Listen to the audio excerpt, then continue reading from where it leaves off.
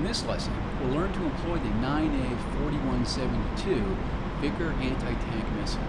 We'll also be using the Mercuy night vision pod. Like the previous missiles we discussed, the Vikrh requires laser guidance during the entire time of missile flight.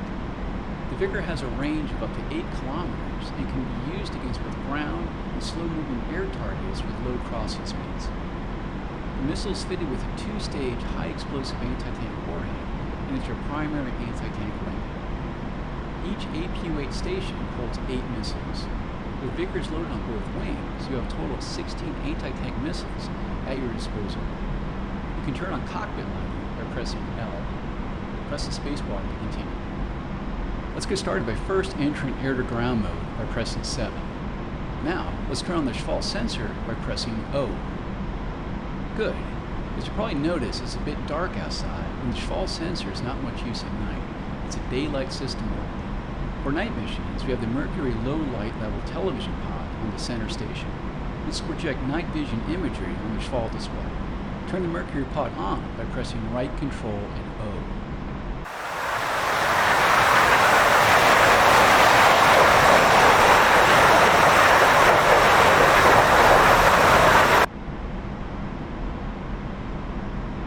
With the Mercury pod now active, you will see LTV on the left side of the HUD instead of TV.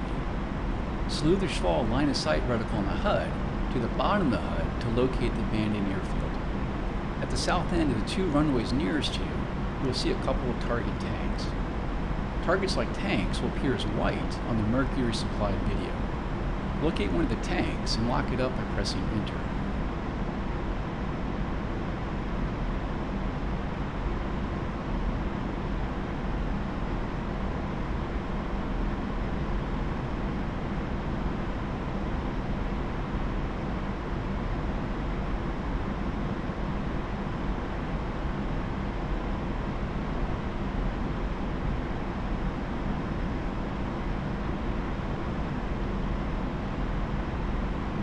With the target designated, note that you have a unique Vikrh aiming reticle in the center of the HUD.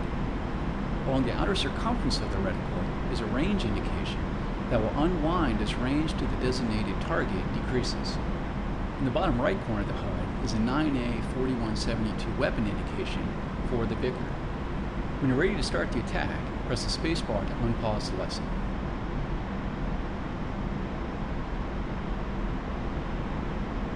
As with the previous laser-guided missiles we discussed, you'll need to activate the laser by pressing right shift and O. Do this now. Good.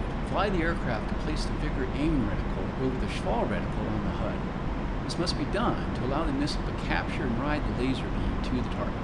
Remember that you'll need to keep the target locked on the Schwall and the laser on during the entire time of missile flight. Press and hold the spacebar to launch the missile when you see the launch authorization key.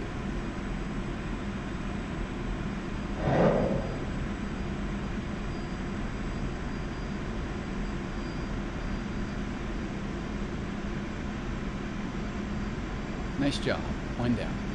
With overuse, the laser can burn out, so press right shift and O to turn it off when the missile is not in flight.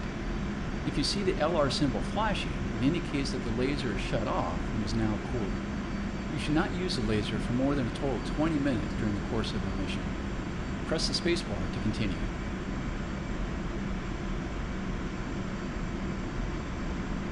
We're going to set up for a second attack on the remaining target. It's best to fly away from the abandoned airfield to get some separation for the next attack. If you have trouble locating the abandoned airfield again, switch back to navigation mode by pressing 1, make sure in route mode is selected, and select waypoint 1 where the target is located. Head back to the target when you're 15 kilometers from it. Once you do, lock up the remaining target tank and press the spacebar.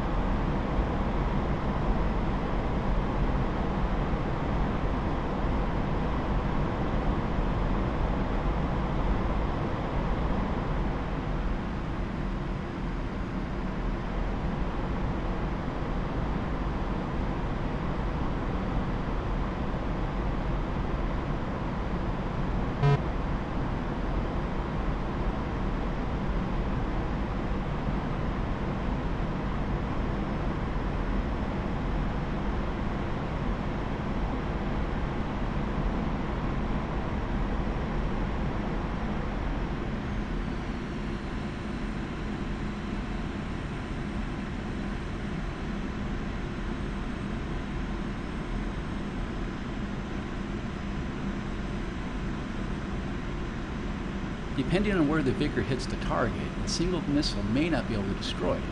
This is particularly true with the frontal armor of modern main battle tanks. In this case, we use salvo attack, which will launch 2 Vikrhs at the target.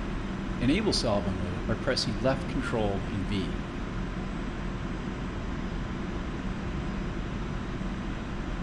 When you receive the launch authorization, turn on the laser by pressing left shift and O, and press and hold the spacebar until both missiles have launched.